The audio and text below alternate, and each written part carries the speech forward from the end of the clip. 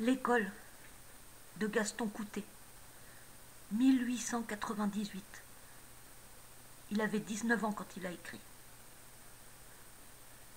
Les ptios matineux sont déjà par les chemins, et dans le mallette de grosse touelle blue qui danse et berlance en le tapant le cul, y pote tes livres à côté de le pain. Le matin est joli comme 36 sourires, le soleil est doux comme les yeux des bêtes. La vie ouvre au ptio son grand livre sans lettres, ou ce qu'on peut apprendre sans la peine de lire. La moisson est mûre et les blés sont blonds. Ils penchent, varsent la terre, comme les tâcherons qui les ont fait venir et les abattront. Ça sent la galette au fournil des riches. Dans les haies d'aubier qui sont roses et blanches, les moignons s'accouplent à tout bout de branche, sans se douter que les hommes se marient devant le maire et qui s'égosillent, à querrier au drôle, l'amour que l'on rejette des livres de l'école, quasi comme une chose qui serait pas à faire. À l'orée du bouet, il se trouve une grande croix. Mais les peupliers sont plus grands dans le bouet.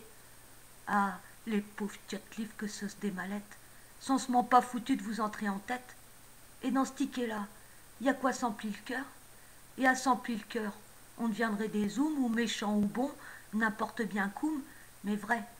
Vrai comme la nature en friche et en fleurs, comme le soleil qui fait vivre ou la foudre qui tue, et franc. Franc comme la franche nature. Les ptios ont marché de leurs petites pattes si bas qu'au-dessus des lopins de seigle et de luzarne, gris comme une prison, haut comme une caserne, l'école est devant eux qui leur bouche le chemin. Le maître les fait mettre en randonnion et vire à leur tête comme une générale.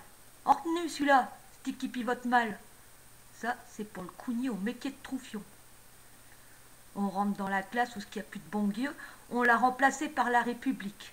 Du haut de son estrade, le maître les explique ce qu'on y a expliqué quand il était coumeux. Il leur compte en bio les tueries de l'histoire, et les ptios n'entendent que gloire et victoire.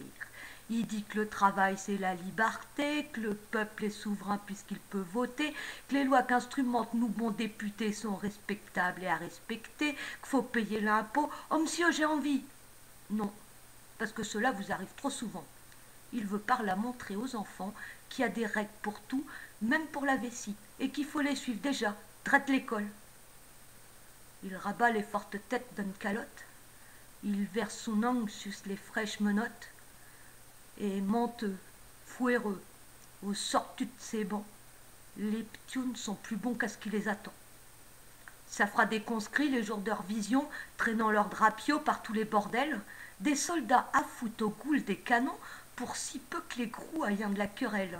Des bûcheux en grippe aux dents des machines, pousseux de bulletins de vote et payeux d'impôts, des cocus devant l'église et la louée, qui baveront aux lèvres des pauvres gourmandines, des honnêtes gens, des gens comme il faut, et qui carveront, serrant le magot d'un bas de laine, sans même voir les étoiles qui fleurissent au ciel et l'amour en fleurs aux quatre coins de la plaine.